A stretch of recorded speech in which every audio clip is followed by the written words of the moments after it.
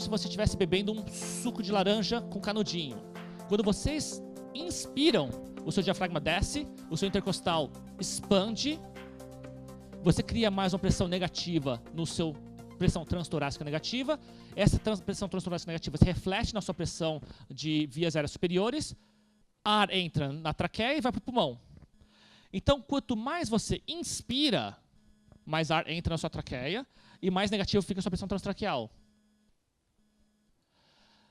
É diferente de um animal em pressão positiva. Quando o animal está em ventilação controlada, o que você está fazendo é, você não está sugando água, você está tentando beber água com o hidrante ligado. Então você pega o hidrante de bombeiro, você liga a torneira e está tentando beber água assim. A água está sendo forçada para dentro do seu estômago. Então, você tem uma traqueia, a traqueia está tendo uma pressão positiva atmosférica, e a pressão positiva atmosférica é refletida no seu alvéolo, e o ar é injetado para dentro do pulmão. O pulmão fica com pressão positiva. Nós não fomos adaptados para isso. Nosso corpo não evoluiu para ter pressão positiva no alvéolo. Então, esse tipo de ventilação não é fisiológica. Por isso que ventiladores antigos tinham tantas complicações. Por isso que a maioria da aula de hoje é manobras ventilatórias para tentar salvar o pulmão, dando oxigênio ao mesmo tempo. Quando você coloca o animal no ventilador, você causa alguns danos. Então, alguns bichos que eu tive que morreram para mim. Eu era professor na Universidade da Flórida, fui professor por uns 15 anos na UF, então morreu vários bichos. A gente tinha uma competição, a gente chama de Black Crown Award. Black Crown Award é um livro, chama House of God, que é, tá vendo, o pessoal velho lê isso aqui. O livro de 1970. É um livro que conta a história de um interno que passou pela House of God, que é uma faculdade em Cornell, que destruiu os internos. Ele escreveu um diário de como ele sobreviveu um livro super legal, super engraçado, 1970, vale a pena. E ele tem um Black Crown Award, que era o residente que mais matava bicho, ganhava uma coroa preta no final do ano. Eu instituí o Black Crown Award na Universidade da Flórida. O Fernando Garcia, professor da Universidade da Flórida, ganhou por 3 anos consecutivos. Aí a gente tirou porque estava pegando mal, porque só ele ganhava. Então tem o Black Crown Award que a gente pareava os bichos que morriam e fazia um tiquezinho na parede. Tinha uma parede, tinha meu nome, eu, Fernando Garcia, Luizito Pablo, e colocar um xizinho cada bicho que morria. O Fernando tinha 12, a gente tinha 2, assim. Então esse aqui foi o nosso Black Crown Award. Esse bichinho aqui chegou pra gente, era um schnauzerzinho. A cirurgia era simples, era uma cirurgia de abdômen, nada muito sério. Ele tinha uma massa de fígado e ia tirar a massa de fígado. Simples, ninguém esperava o bicho morrer. O problema do bicho foi que o Fernando Garcia foi o veterinário escolhido, então, azar dele. Obviamente, teve um problema, a gente esqueceu a pop-off fechada. O bicho começou a se inflar. Aí ele morreu. Esse aqui é um cachorro, a gente está fazendo CPR no cachorro. Morreu, Black Crown Award, um X para ele. O próximo cachorro foi meu, esse foi meu. Esse é um cachorro que comia grama, grande. Ele tinha um problema gutural, aquela de pequenos. Então a gente fala que é cachorro, senão você fala cavalo, vocês saem da sala. Só a Suzy vai ficar aqui. Então, esse é um cachorro grande que fazia hipismo, comia grama. Ele tinha problema de guttural pouch, ele tinha problema de bolsa gutural, eu acho a tradução. E a gente tinha que fazer uma exploratória. A recuperação dele até que foi boa, o problema é que ele teve um pequeno problema de vias aéreas. A gente deixou a sonda endotraqueal do bicho dobrada. Aí, quando o bicho tentou acordar, a via aérea estava dobrada, então ele não conseguia inspirar, ele estava na sala de recuperação já.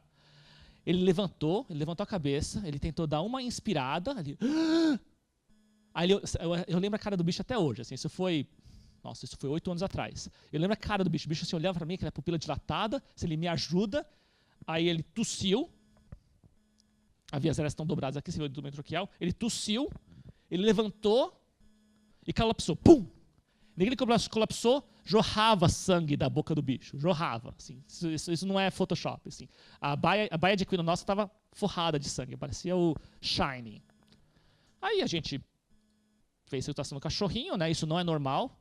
Sair sangue pela via endotraqueal não é normal. Para os não anestesistas aqui. Fez a recuperação parada cardíaca, cavalo, Black Crown Award para o Dr. Xi. Eu ganhei um xizinho, o Fernando ganhou um xizinho. Então, esses 2 bichos. Um cachorro morreu e um cavalo morreu. Os 2 morreram por causa da correlação cardiopulmonar. A razão que esse bicho morreu, que o cavalo morreu, foi porque Se alguém tem um laser para mim? Eu sou operativo, eu preciso apontar. Se não tiver, não tem problema, eu ando. A gradil costal do cavalo, ele funciona como uma mola. E o pulmão é uma bolha de ar. Então o pulmão quer colapsar para dentro e o gradil costal quer colapsar para fora. Então tem uma relação entre as costelas do cavalo, que querem expandir, e dentro tem o pulmão, que é uma bolha de ar. Logo ele quer colapsar. Entre o pulmão e o gradil costal tem o espaço transpleural. O espaço transpleural é virtual, não existe esse espaço, não sei que você tenha pneumotórax. Mas como a parte interna quer colapsar e a parte externa quer sair para fora, exerce uma pressão transtorácica negativa. Então, o cavalo normalmente tem uma pressão transtorácica negativa, -4, -3, o que funciona muito bem para ele. A gente também tem uma pressão transtorácica negativa, -4, -3. Os cachorros, a mesma coisa. O problema é, se você causar uma obstrução de vias aéreas superiores e esse bicho tentar inspirar e você causar um colapso aqui dentro, o que acontece com o seu número aqui? Se você fechar suas vias aéreas e forçar o cavalo a inspirar,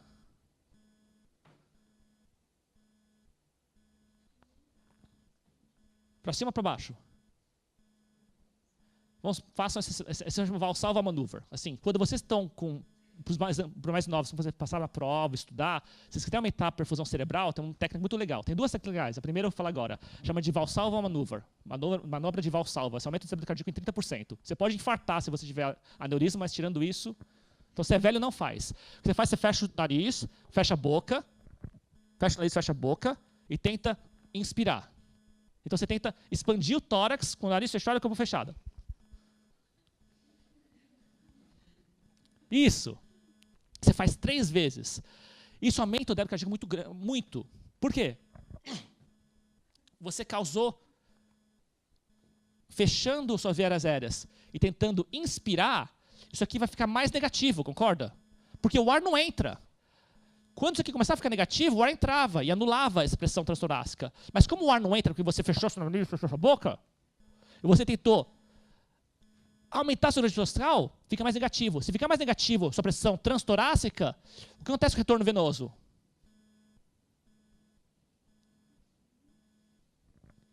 Eu não dormi ontem, eu tenho desculpa para não falar nada. Vocês não, vocês dormiram ontem. Eu estou jet-lagged. O que acontece com a pressão transtorácica? Ele aumenta a pressão, então o coração suga mais sangue, porque o átrio direito fica negativo. Então a pressão transtorácica ficando mais negativa, você aumenta o débito cardíaco. Logo, vai mais sangue para o cérebro, você fica mais inteligente nesses segundos. Então, Valsalva maneuver, que você está cansado, assim, 2 da manhã, tem que decorar o resto da prova, você faz 3 bombeadas e beleza, é melhor que bolinha. É quase tão bom quanto bolinha. O problema do cavalo é o cavalo tem uns gradis cortados, umas forças mais potentes do intercostal, é o cavalo.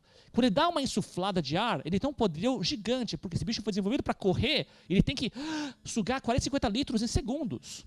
Senão o lobo pegava ele. Então, quando esse cavalo que tentou acordar na anestesia tentou inspirar, e o mané do anestesista chinês fechou a sonda endotraqueal porque ele é incompetente, essa pressão foi de -4 para -12. Logo, o que aconteceu com o débito cardíaco?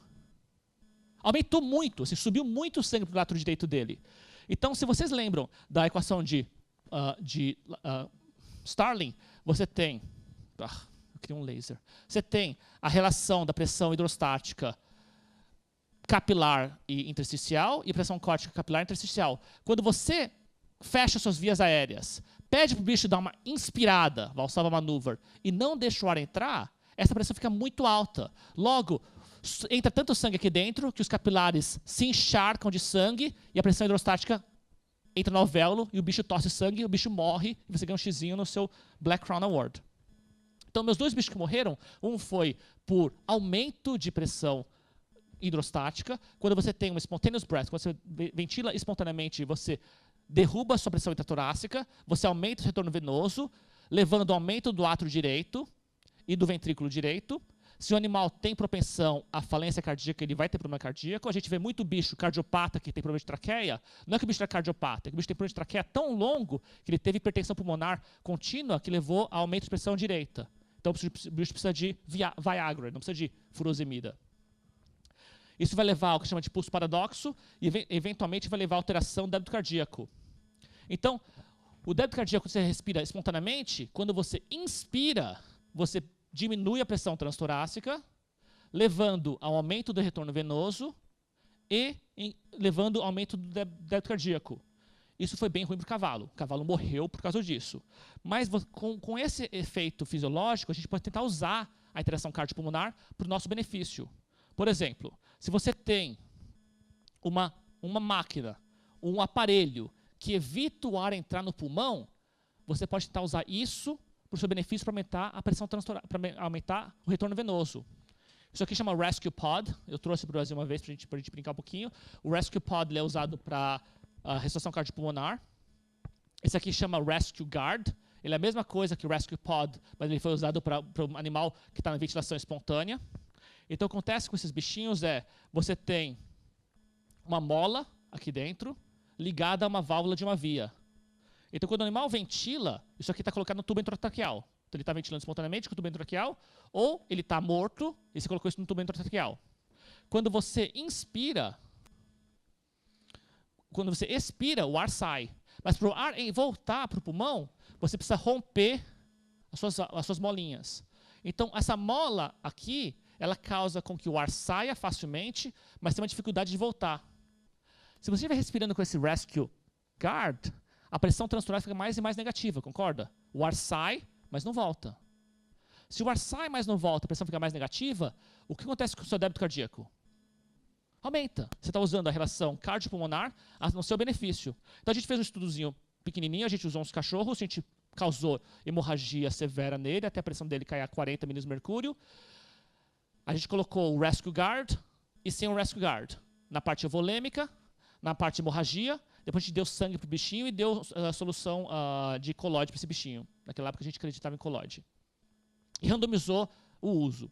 E o outro estudo que a gente fez, a gente estava tentando simular estudo séptico, mas como a gente não tinha bicho, a gente queria que os cachorros vivessem, né, a gente não injetou Escherichia coli, a gente só deu doses cavalares de isoflurano até a pressão dele despencar para 40 milímetros de mercúrio. Mesma coisa, a gente colocou o Rescue Guard e a solução salina, Rescue Guard contra a solução salina em pressão normal e hipotensão. E randomizou. E a gente viu nos estudos que sem o Rescue Guard, o débito cardíaco estava bom, e com o Rescue Guard, a pressão estava boa. Mas quando você causa uma hemorragia, o débito cardíaco cai. Se você colocar o Rescue Guard, você recupera esse bicho. A mesma coisa no animal que eram hipotenso por isoflurano. Quando você tem o isoflurano em animal euvolêmico, com ou sem Rescue Guard não tem problema nenhum, porque o volume dele já está bom, a pressão dele já está boa. Mas quando o bicho fica hipotenso, colocando esse Rescue Guard ajudou. Ou seja, eu estou criando uma pressão mais negativa para ajudar esse bicho. A gente usa também essa relação para fazer parada cardíaca. Você tem uma parada cardíaca que acontecia dia sim, dia não na Universidade da Flórida, porque a gente tinha o Fernando Garcia como professor. Tinha o Fernando Garcia e eu, né? Então, assim, todo dia ímpar e morria um bicho. Então, esse bicho aqui estava morto, a gente estava fazendo parada cardíaca, a gente estava fazendo ressuscitação cardiopulmonar. Olha como ela está fazendo ressuscitação cardiopulmonar. A gente chama um pessoal mais fortinho, né? Um aluno mais fortinho. Agora, olha ele fazendo ressuscitação cardiopulmonar. Ele está indo melhor ou pior que a menina? Pior, ele está indo mais rápido, que é ruim, porque assim, não está tendo relaxamento do ventrículo. E qual é o outro problema dessas duas pessoas? Da menina e do menino. Exatamente, a menina não estava ela estava empurrando, mas não relaxando. Aí o menino, pior ainda, ele joga o peso inteiro dele, o Hulk, né? Esmaga o coração. A pressão transtorácica que faz o retorno venoso desse bicho, a relação de pressão negativa no tórax que faz o sangue voltar para o coração. Você empurrar o tórax, fazer o sangue sair do coração, ótimo. Mas o sangue precisa voltar para o coração, senão a próxima empurrada não tem que ter sangue nenhum. Então você precisa empurrar e, como você falou, voltar o que você falou? Você falou, está certo. Em português estava ótimo. Você precisa retorno total. Ou seja, as duas pessoas estavam fazendo a pressão transtorácica positiva. Quando você faz CPR, a sua pressão transtorácica tem que ser negativa. Você empurra e relaxa. A rib cage, a costela, tem que voltar ao normal. E quanto mais rápido voltar ao normal, até melhor. Quando eu faço ressuscitação cardiopulmonar, todos os dias ímpares na escola, eu seguro o cachorro e arranco um pouquinho de pelo do bicho. Eu seguro o pelo. Por quê? No meu cérebro, se eu fizer o retorno venoso até o pelo voltar um pouquinho da pele, eu estou tendo relaxamento total. Se o pelo está grudado na pele e não consigo fazer a pressão, depois de um tempo eu vou ficar cansado. Então, eu fico colocando mais e mais peso na pressão transtorácica. Deu para entender? Vocês do fundo estão bem? Vocês estão me ouvindo? Vocês estão bem? Uhum. Então,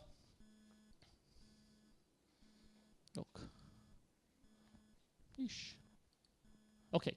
Então, a qualidade da resistência carbonar, quem faz estudo em CPR, esse gráfico é essencial. Vocês precisam montar esse gráfico para você ver como você está fazendo. Essa aqui é a pressão transtorácica. Você monitora a pressão transtorácica com um catéter transtorácico. Eu vou falar se é bom ou não essa ideia. Então, cada vez que o ventilador dispara, a pressão sobe para positiva. E cada vez que o menino fazia compressão, você quer que tenha um pouco de negativo aqui. Ou seja, você comprime o coração a pressão sobe, torácica. E quando você relaxa, ele tem que voltar a ficar negativo, porque essa parte aqui que vai sugar o sangue de volta para o tórax do bicho. Ok? Good. Já, se você tiver o que eles chamam de chest rest, você está cansado, você está fazendo compressão, mas está colocando seu peso em cima do bicho, a sua pressão transtorácica está ficando positiva durante todas as fases da compressão. Você está fazendo disservice para esse bicho, você está matando esse bicho. Você ventila e a pressão continua positiva. O sangue nunca volta para o coração. Então, esses bichos, eles precisam ter pressão negativa. Um bicho de ventilação espontânea precisa ter pressão negativa. A aula foi de ventilação. Então, a gente vai mudar agora de pressão espontânea para pressão positiva do ventilador. Isso aqui foi um dia meio pesado na UF. Ela era residente nossa, era residente no segundo ano. Agora ela é professora na UF. E esse aqui é um dos cachorrinhos que morreu porque o que ele fez? Acho que esse bicho tinha tumor no cérebro baixo. Então ele está no ventilador nosso. A gente coloca um sinal aqui porque é muito barulhento a UF, então a gente falou que fica quietinho porque a gente está tentando desmamar o bichinho. E para a gente falar de retorno venoso e ventilação, a gente precisa falar sobre Guyton curves, as curvas de Guyton. E as curvas de Guyton sempre geram essa relação nos veterinários. E não é só nos veterinários. Esse paper, eu adoro esse paper. Esse paper ele falou que, traduzindo, ele falou assim, Understanding the Guyton Curves, entendendo a curva de Guyton. Aí ele escreveu aqui, a curva de Guyton gerou muita confusão e pouco ensinamento. Nós sugerimos que esse conceito seja destruído porque não fornece nenhuma educação, nenhum material de educação. Ou seja, ele falou assim, olha, essa curva de Guyton não serve para nada. Esquece que gera mais confusão que melhora. Essa aqui foi melhor ainda. A curva de Guyton é ensinada por mais de 50 anos, com vários modelos, e a gente nem sabe se ele é um modelo viável, e a gente acha que causa mais confusão e mais mentira do que ajuda. Eu vou tentar explicar um pouquinho sobre Guyton Curve para vocês e ver se ajuda um pouquinho. Então, basicamente, o que o Guyton estava tentando ensinar quando ele estava fazendo isso aqui na época de 60, 50, é como funciona o coração. O coração é uma bomba que injeta sangue na artéria, a artéria constringe, causando pós-carga, o sangue vai para os tecidos, o tecido recupera no retorno venoso e volta para o coração. Então ele falou assim, se a gente colocar uma agulha dentro do coração, isso aqui era em cachorro, o Guyton está no inferno hoje em dia porque ele maltratou cachorro, ele nem era médico, ele matava cachorro, o modelo dele era cachorro, então ele está no inferno. Se você encontrar no Guyton, está no inferno, você também está no inferno. Então, ele pegou um coração de um cachorro, batendo, colocou um buraco no átrio direito, colocou uma agulha com um pouco de sangue de outro cachorro e monitorou o bichinho, colocou pressão arterial, pressão Swan-Ganz, diaba 4 para monitorar o bichinho. Aí ele injetava mais sangue ou aspirava mais sangue. Então ele injetava sangue e via que o débito cardíaco aumentava, e a ejeção do débito cardíaco aumentava e o retorno venoso também aumentava. Ou ele sugava o sangue do coração, ficava mais negativo o átrio, logo o sangue saía menos sangue da artéria do bicho, deu para entender? O experimento foi isso, basicamente. Você injetava sangue no coração, sai mais sangue do outro lado.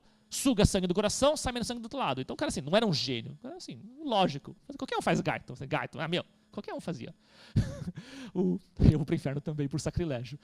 Então, a curva que ele colocou de débito cardíaco, vulgo, quanto sangue sai azul do coração, e se eu injeto sangue ou diminuo sangue, se eu causo uma pressão do átrio direito mais negativa ou mais positiva, se correlaciona. Quanto mais sangue eu injeto no átrio direito, maior o débito cardíaco. Quanto maior a pressão do átrio direito, maior o débito cardíaco. Quanto menor a pressão do átrio direito, menos sangue tem.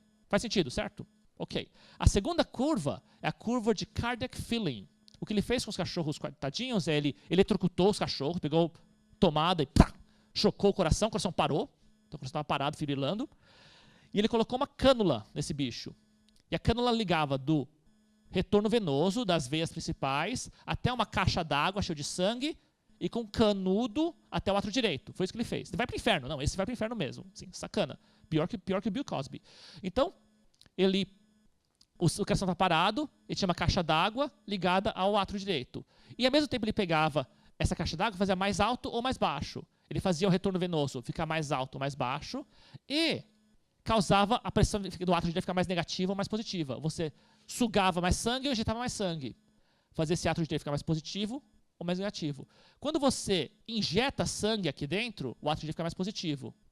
Se ele fica mais positivo, a caixa d'água tem menos vontade de entrar sangue no átrio direito, concorda?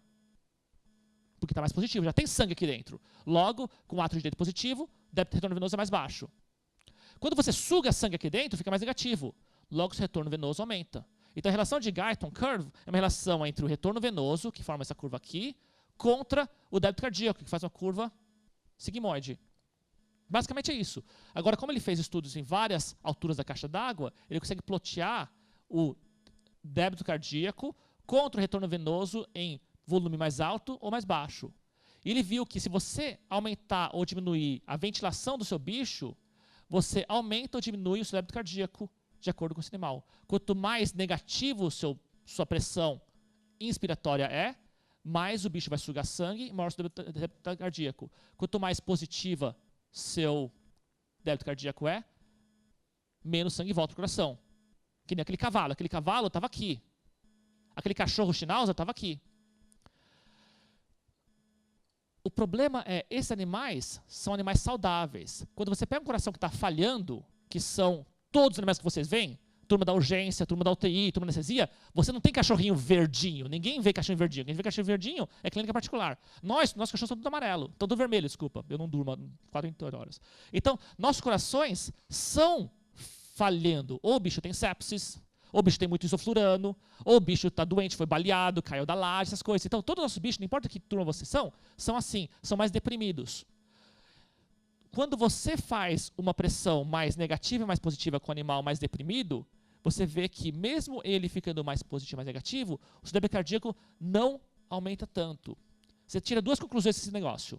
A primeira conclusão que você tira é, os nossos animais, quando você ventila mais positivo e mais negativo, eles estão com o débito cardíaco mais baixo, ele continua mais baixo, eles já estão no linear. Você já está na parte flat do Guyton Curve. Você está na parte... Flat é panqueca? Não, flat é achatada. Chata. Achatada é certo, tá vendo? Eu falo português. Achatada. Do Guyton Curve. Então, nossos animais com insuficiência cardíaca, nossos animais sépticos, nossos animais com sangramento, nossos animais anestesiados com muito isoflurano, com as bolinhas, eles já estão aqui. Se você ventilar ele com mais positivo e mais negativo, não faz muita diferença. E a outra conclusão é você pode usar isso para fazer, se ele tiver uma alteração de débito cardíaco, esse animal não é tão instável. Ele é fluid responder. Ele responde a fluido. Você pode dar mais fluido nesse bichinho. Se esse animal está na parte chata, ele não é fluid responder. Você tem que tratar esse bicho não com fluido, não com sangue, mas com inotrópicos. Você não pode tratar esse bicho com sangue, não vai dar fluido para ele, você tem que dar inotrópicos ou vasopressores ou alguma coisa para fazer ele ficar de vermelho para verde. O jeito que eu vejo o Guyton basicamente falou duas coisas. Ele falou que o conceito antes de Guyton falava que o coração era rei. O coração era o órgão mais importante do planeta. A minha esposa ela é cardiologista, né? Então a gente briga com ela. Eu só mostro o cardiologista só para encher o saco dela. Porque assim, esse povo acha que o coração é o principal. O coração mantém o órgão vivo. O que o Guyton falou, assim, o coração não manda em ninguém. O coração é um músculo, que nem uma bexiga, que contrai e relaxa. O que altera é a pressão. O coração basicamente é um escravo do pulmão. O coração é um escravo das pressões que surround him. Então, o coração, na verdade, ele é um escravo. Ele segue pressões. Então, por exemplo, esse bicho aqui.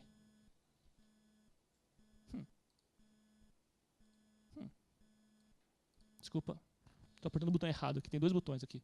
Então, esse bicho aqui, coração não é rei. O coração não é... Ele não manda no corpo. O que manda no corpo é a pressão transtorácica, o retorno venoso. E o coração simplesmente segue o que eles fazem.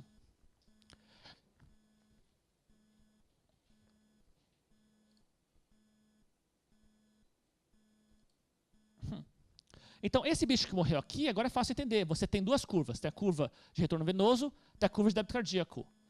A razão desse bicho ter morrido é que o débito cardíaco estava aqui, ele estava inspirando e expirando, mas você, como você escreveu a popó fechada, você trouxe sua pressão do átrio direito para o positivo e você despencou o seu débito cardíaco.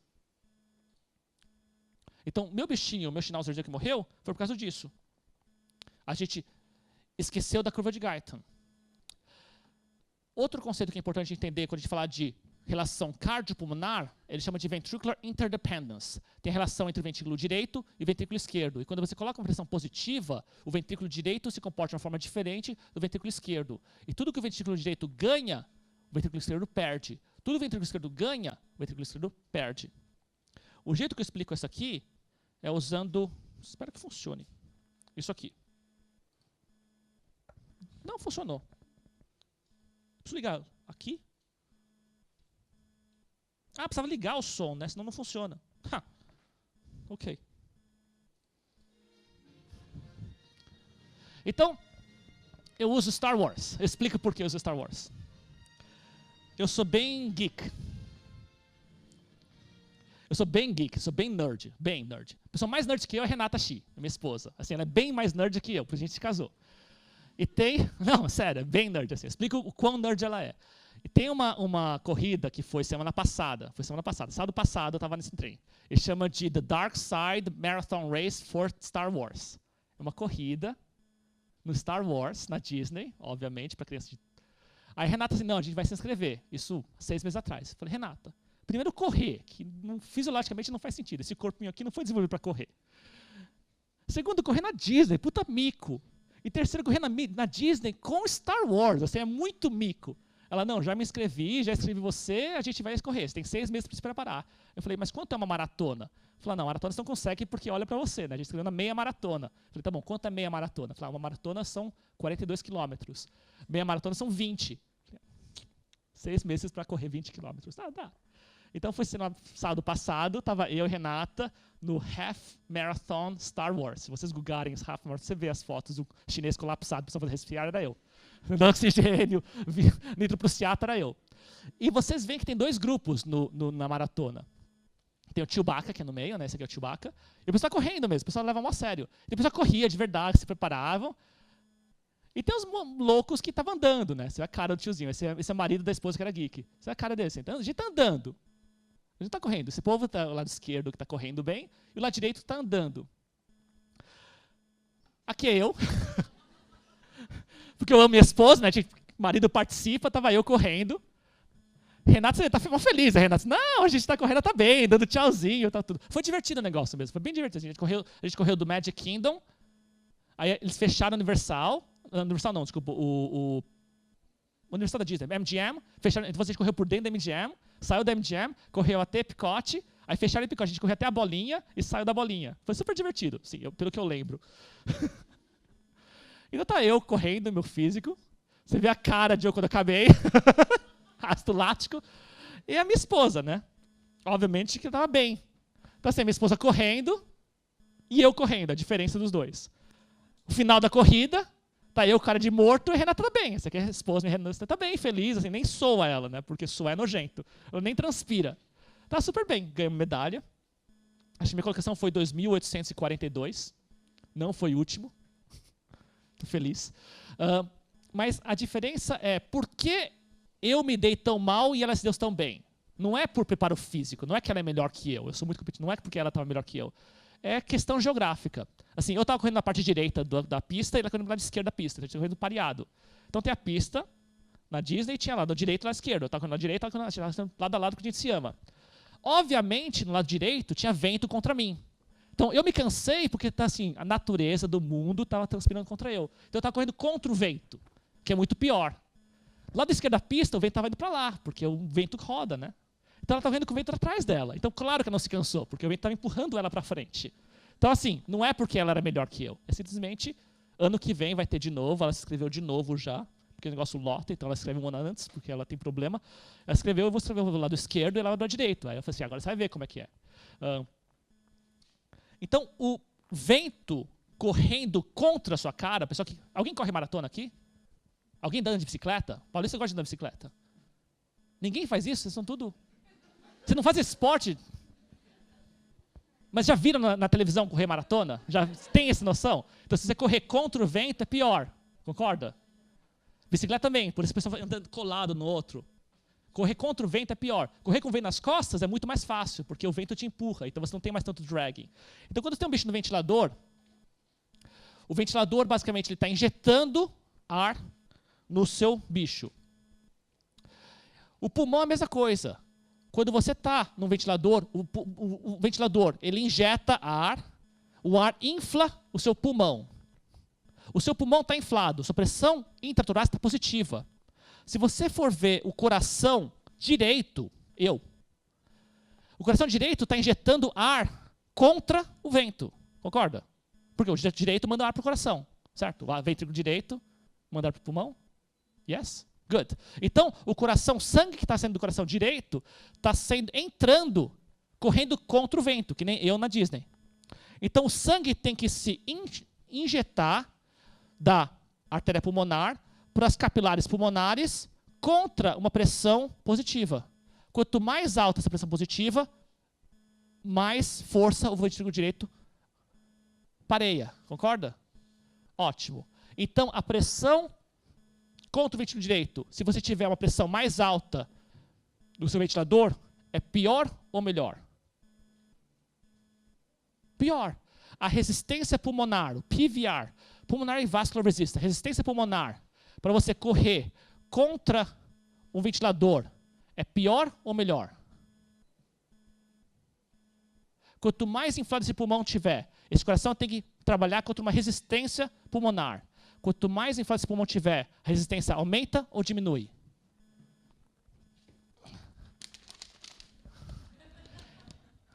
É a corrupção no Brasil, né? Mas só aceita por bribing aqui. Então, a pressão transpulmonar, se a pressão estiver mais alta, você é o ventrículo direito, você tem que correr contra o vento. Se o vento estiver mais forte, tem mais resistência ou menos resistência? Ah, tá vendo? Agora vocês respondem, né? Tá vendo? O brasileiro é fogo, né? Ô raça que só aceita bribing. Sim. Então, se você tiver um ventilador positivo, quanto mais ventilado esse bicho é, quanto maior o PIP, quanto maior o recruit maneuver, a resistência pulmonar vai ser mais alta. Porque o lado direito está mandando sangue para o pulmão. Faz sentido? Você é um corredor que o vento está indo contra a sua cabeça. Você é eu na maratona. Então, saco. Então, o sangue entrando tem mais dificuldade quando o pulmão está inflado. É eu. O seu afterload, a sua pré-carga, vai aumentar. A sua pós-carga, afterload, pós-carga, obrigado. A sua pré-carga vai cair. Por que vai cair? De onde é que vem o sangue para o ventrículo direito? De onde vem o sangue para mandar para o pulmão? Assim, qual o nome da veia? Bom, a cava, ótimo. Alguém falou. Cava. A cava ela é muito complacente, certo? É uma flácida. O átrio direito ela é flácidozinho também. Então, quando você aumenta a pressão no tórax, a pressão dentro da sua cárie costal fica positiva. Logo, essas veias são muito complacentes, elas se fecham. Se elas se fecham, vai menos sangue para o átrio direito. Concorda? Logo, a sua pré-carga cai. A sua pós-carga aumenta, sua pré-carga cai. Já no ventrículo esquerdo, que é Renata, o sangue vai do pulmão para dentro do ventrículo esquerdo. Do ventrículo esquerdo vai para a aorta. Então, o ventrículo esquerdo, o ventilador está indo para lá. Ele está empurrando o corredor. Porque ele está atrás do corredor. O pulmão está aqui, as veias que estão pegando sangue daqui estão sendo mandadas para o coitado daqui. Então, eu pergunto para vocês, a pré-carga do ventrículo esquerdo aumenta ou diminui quando você põe no ventilador? Devolve o chocolate. Aumenta, ok.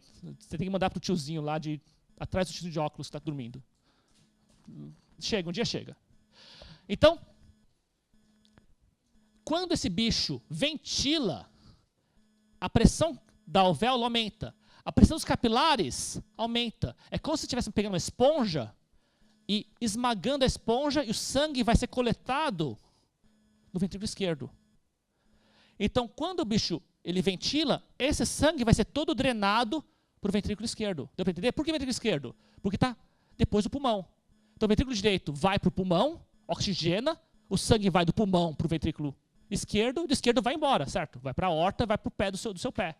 Então, quando o bicho ventila, o seu débito cardíaco aumenta no ventrículo esquerdo. Então, o ventrículo esquerdo é a Renata. Por quê? Porque ela está correndo contra o maratona. Não foi que ela é melhor que eu, é que simplesmente assim, fisiologicamente falando, faz sentido ela ter ido melhor. Porque o vento está indo a favor dela, está indo contra eu. Então, no ventrículo esquerdo, a pré-carga aumenta quando ele infla. Depois de um tempo, ele começa a cair, porque realmente tem diminuição da pré-carga, porque está colapso do ventrículo direito. Falta sangue no circuito inteiro. Mas quando o ventilador dispara, você tem aumento da pré-carga. A pós-carga se mantém relativamente constante, porque a aorta ela é mais extensa. Se você pegar a aorta do bichinho, ela é muito mais rígida do que a cava. A cava você consegue esmagar, a aorta você não consegue. Então, a pressão transtorácica precisa ser muito forte para esmagar uma aorta. Então, a pós-carga ela não é tão dependente do lado esquerdo do que do lado direito. Deu para entender? Sim? Ótimo.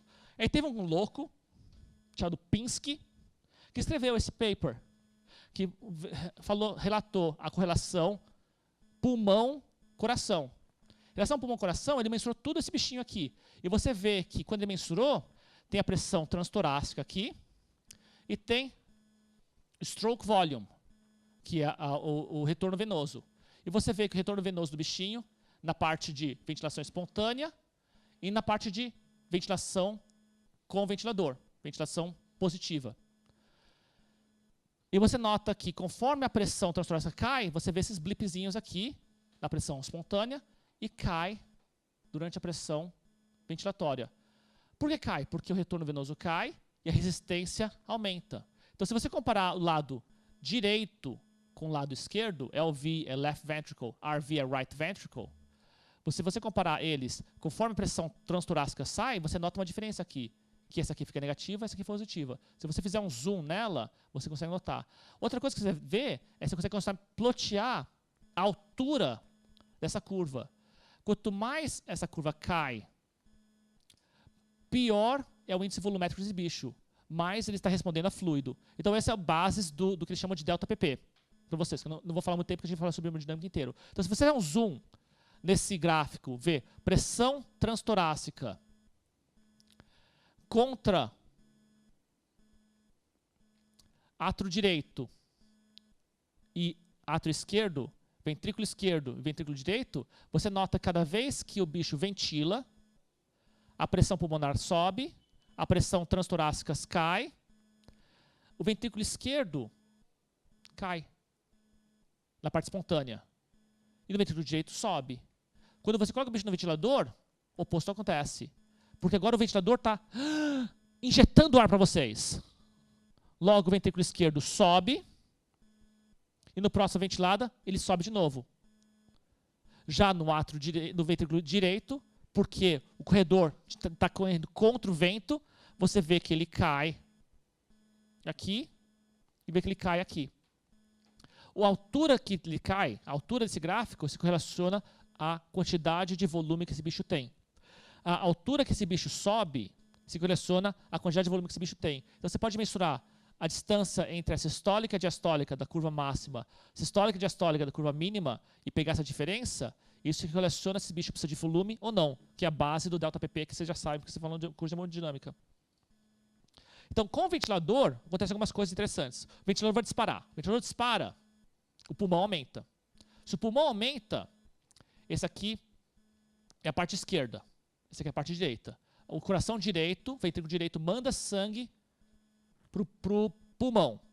O pulmão manda sangue para o ventrículo esquerdo. O ventrículo esquerdo manda sangue pela aorta para o órgão, seja esse, não sei, e o fígado, baço, vamos chamar de baço e fígado, e do fígado e baço eles voltam para o direito, ok? Beleza. Quando o ventilador dispara, a resistência pulmonar aumenta ou diminui?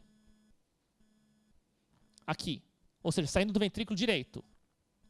Aumenta. É o corredor contra o vento. Então, por que aumenta? Porque o pulmão está inflado. O sangue não consegue entrar aqui dentro. A pós-carga aumenta. E o problema é que o sangue está chegando dentro do átrio direito, ele entra numa gradil costal. Logo, a pressão aqui começa a aumentar. Isso aqui se colapsa. Se ele colapsa, o retorno venoso cai, porque não chega mais sangue lá dentro. Então, você tem um colapso do retorno venoso aqui e uma resistência venosa aqui. Ou seja, o coração direito fica pequenininho. Em compensação, o esquerdo, o sangue estava aqui. Tinha muito sangue no pulmão. Quando o pulmão infla, esse sangue tem para algum lugar. Esse sangue é drenado para cá. O retorno venoso do lado esquerdo aumenta ou diminui?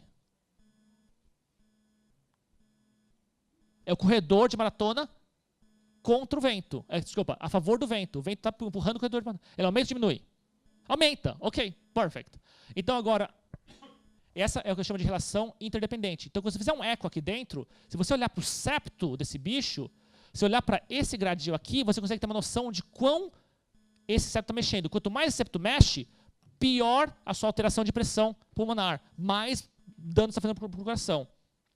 Então você tem colapso do retorno venoso, aumento da ventilação aqui, você tem uma deviação do septo para esse lado. O quadro direito fica pequenininho, o ventrículo direito fica pequenininho, o ventrículo esquerdo fica grande e o ventrículo esquerdo fica gigante. Ok? Good. A gente pode usar isso aqui para monitorar o bicho. Você não sabe se o bicho está indo bem ou não, a hipotensão dele é porque é sepsis ou porque o seu ventilador está ruim, você coloca o eco nele e faz durante uma manobra de ventilação. Você vê onde está o septo desse bichinho. Então, o bicho em ventilação, você tem aumento da pressão direita, diminuição do retorno venoso, repetindo o que a gente está falando, você tem o leftward shift, o ventrículo, o septo intraventricular se direciona à esquerda. Você tem uma diminuição da aumento da resistência pulmonar, você tem aumento da pós-carga, isso leva ao aumento da ejeção do ventrículo esquerdo e diminuição do direito. Eu coloquei only in shock, porque quando os bichos estão mais hipovolêmicos, você vê isso aqui. Se você vê que ele aumenta, é porque o bicho está hipovolêmico, ele está respondendo a fluido, ele responde a fluido. Na parte regional, você tem aumento da pressão intracraniana, você tem aumento da pressão hepática, tem aumento do renal blood flow, perfusão renal, e tem aumento do GFR, Glomerular Filtration Rate, filtração glomerular. A parte endócrina, você tem aumento da renin-angiotensina, aldosterona, angiotensina, renina. Você tem aumento de catecolamina, você tem aumento do ANP, o Atrial Natriuretic Peptide, peptídeo natriurético atrial, peptídeo natriurético atrial. E você tem aumento da vasopressina também, que são os antidiuréticos. Se você plotear um gráfico da pressão intracraniana, você acha esse gráfico aqui. Todo mundo lembra esse gráfico aqui. A pressão intracraniana ela é estável, o fluxo cerebral é estável, com a pressão entre 50 a 150. Só lembra desse gráfico, certo? De veterinário normal. O gráfico fala que a sua pressão no seu cérebro ela se mantém a mesma com a pressão média de 50 a 150. Mais que isso, o cérebro não aguenta se regular. Por que isso é importante? Porque o cérebro é um órgão importante. Se você estiver deitado, se levantar e sua pressão não estiver constante, você desmaia. Então, evolucionalmente é muito ruim se você tem uma criatura como nós que está dormindo, que daí você levanta, você desmaia. Assim, a gente não procria. Não faz filho, não passa o gene para frente. Então, os que passam o gene para frente é que você mantém estável. Você levanta, você mantém sua profusão certas. Então, você tem o que chama de auto-regulation. Ele se mantém estável na parte fisiológica. O pulmão faz o mesmo gráfico de auto-regulation. O pulmão, ele segue um gráfico mais ou menos assim. Se você pegar a complacência pulmonar dele e a pressão transpulmonar, você vê que a complacência pulmonar dele é muito boa aqui.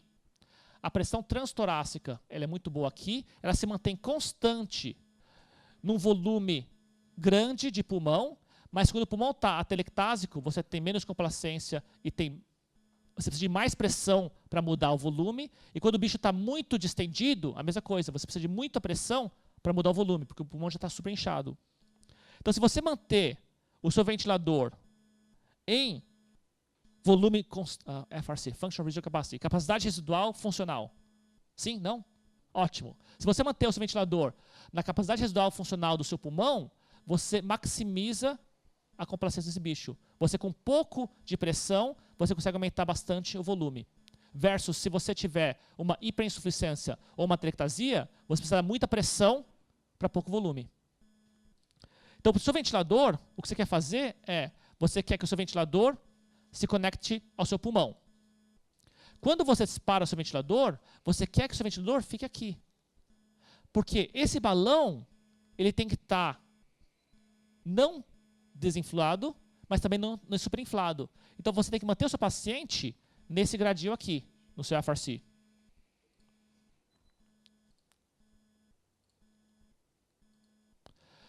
Outro gráfico importante, ele chama de Pulmonary Vascular Resistance. Pulmonary Vascular Resistance é resistência vascular pulmonar. A gente falou um pouquinho sobre isso, a gente falou sobre interdependência ventricular.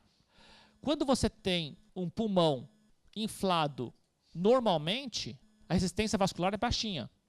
Se o bicho tem atelectasia, a resistência aumenta. E se o bicho tem hiperinsuflação, a resistência aumenta. Quando o bicho está superinflado, o balão, o alvéolo está tão inflado que os capilares não conseguem se distender. Eles ficam contraídos. Por quê? A pressão do pulmão subiu tanto que ele colapsa os capilares. Para o sangue entrar nesses capilares é muito difícil. Logo a resistência aumenta. O animal com atelectasia, a mesma coisa. O sangue não entra aqui dentro porque aqui dentro tem muita hipoxemia. Com hipoxemia, você causa mais colapso, mais vasoconstrição. Então, o animal que tem um pulmão atelectático, o sangue não entra nesse pulmão. Logo, esse alvéolo está hipóxico. Se o alvéolo está hipóxico, os capilares que estão em volta de um pulmão hipóxico, ele causa vasoconstrição. A resistência pulmonar aumenta. Quando o pulmão está atelectático, você geralmente está hiperventilando. O bicho chega para você esofegando. Então, ele tem menos CO2 também. Quanto menos CO2, mais resistência o bicho tem. Ele está mais propenso a formar microtrombos. Quanto mais microtrombos você tem, maior resistência de pulmonar. Então, um pulmão atelectático tem uma resistência pulmonar mais alta. Um pulmão hiperinsuflado é a mesma coisa. Então, colapsado é ruim, hiperinsuflado também é ruim. Se você pegar um pulmão, você infla o pulmão. Em volta do pulmão, tem os capilares arteriais. Se você inflar ele mais ainda, você colapsa esses capilares. Se você inflar mais ainda, você colapsa todos os capilares. Logo, o sangue não consegue entrar aqui dentro. Se o sangue não entra aqui dentro, a resistência vascular é muito grande. O coração direito não consegue trabalhar para mandar sangue para o seu pulmão. Então, juntando os dois gráficos agora,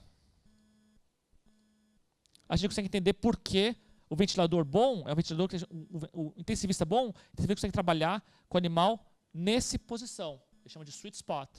Se o pulmão está hiperinsuflado, você causa aumento da pressão transtorácica, você causa diminuição do retorno venoso e você aumenta a pressão vascular pulmonar.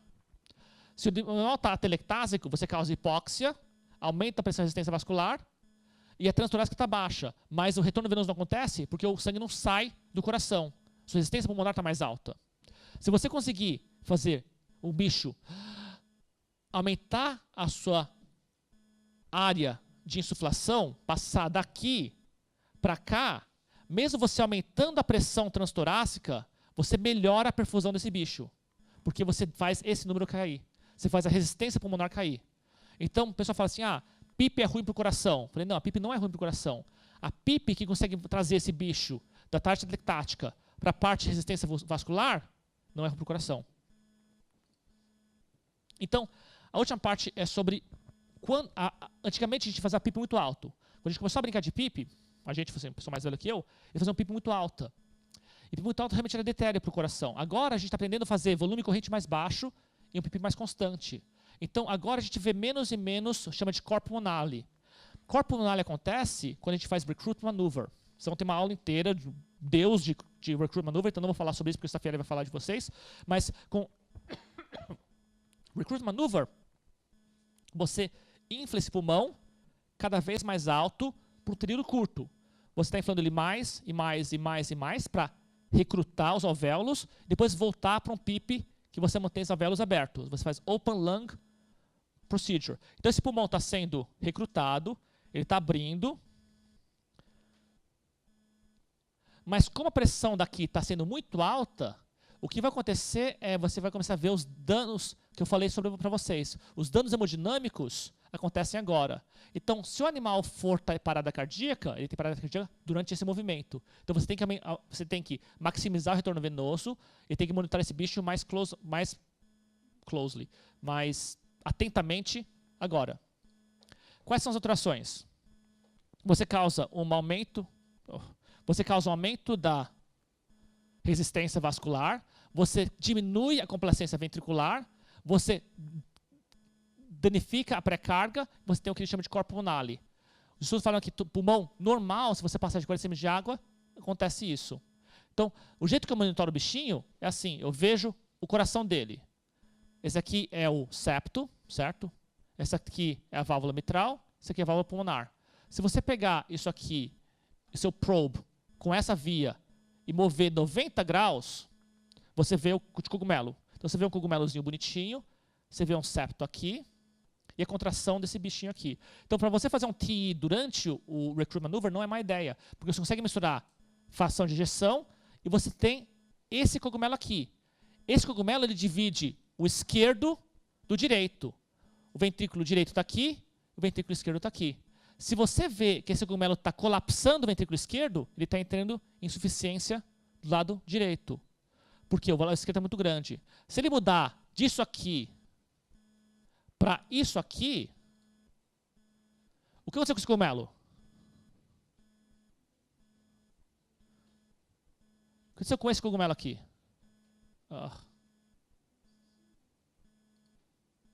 Não liga para a parte M. Esse cogumelo aqui, vocês estão notando que ele está muito mais achatado agora? Ele está achatado por quê? Porque o septo, o septo interventricular está mais achatado. Onde tem uma pressão maior? Esquerda ou direito, normalmente? Normalmente. Esquerda, a pressão esquerda é muito maior que direito. Se o septo está sendo achatado, onde está a pressão maior? Direito. Esse bicho está com hipertensão pulmonar. O pulmão está achatando, tem muita resistência pulmonar. O seu lado direito está reclamando. Se você vê isso aqui, você precisa diminuir o seu Recruit Maneuver. Você está danificando o seu débito cardíaco. Outra coisa que você pode ver é isso aqui. Cada vez que o coração contrai, o septo deve ir do lado esquerdo para o lado direito. Ele faz um movimento assim. Por quê? Porque o lado esquerdo tem muito mais força que o lado direito. Se vocês notarem que ele, cada vez que esse coração contrai, o septo está indo não do esquerdo para o direito, mas para o direito para o esquerdo. Estão vendo? O septo dele está movendo de forma errada. Ou seja, ele está tendo disquinese. Essa disquinese acontece se você tem uma falência do seu lado esquerdo. A pressão do esquerdo está despencando. E o lado direito está ganhando essa força e está puxando para o lado direito. Então, com o Recruit Maneuver, você começa a ter alteração. Então, aprender a fazer eco durante a ventilação é importante. Fazer eco durante a ventilação te dá uns clues antes do bicho começar a entrar em falência de SEERS, antes do bicho entrar em falência de MODs. Com os modos novos de ventilação, é raro você ver tanta alteração hemodinâmica. A alteração hemodinâmica você vê com um pulmão muito destruído, ou quando você está tendo um PIP muito alto, ou um PIP muito alto, ou quando você está tendo um Recruit Maneuver. Os meus últimos slides não são tão importantes, é só para falar sobre pressão venosa central e PIP. Esses dois a gente fez, a gente colocou os bichinhos em PIP, né? A gente colocou PIP de propósito e misturou esses bichinhos. A gente misturou a pressão vascular resistência vascular pulmonar, resistência vascular sistêmica, pressão do átrio direito, e a gente foi ver se monitores normais que a gente usa, a pressão venosa central, funcionam ou não. E quando a gente causou hemorragia nos cachorrinhos, a pressão venosa central, central venous pressure, pressão venosa central, funcionou super bem. Ele estava normal, caiu, se deu sangue pro bicho, a pressão subiu. A PVC leu direitinho esse bichinho. Mas de que você colocou o bicho em PIP, você ferrou o negócio. A PIP, ela aumentou a pressão venosa central suficiente na parte hipovolêmica, que agora eu não vejo diferença estatística nesses 3 grupos. Então, colocando o bicho em PIP, você ferra alguns dos seus monitores hemodinâmicos. Você precisa usar monitores globais, você precisa de monitores mais constantes. Por exemplo, Stroke Volume Index funciona super bem. Com eco, você consegue calcular o Stroke Volume Index. Com costado, você consegue calcular o Volume Index. Com algum monitor de ecocardiograma, com Swan Guns, você consegue montar o SVI. O SVI, colocando PIP, não colocando PIP, ele não mudou aqui. Ou seja, é um monitor que não mente quando coloca o bicho na ventilação. E outra parte que era a pressão delta pp, eu não vou falar porque você não tem uma aula só sobre delta pp na parte de hemodinâmica, eu acho.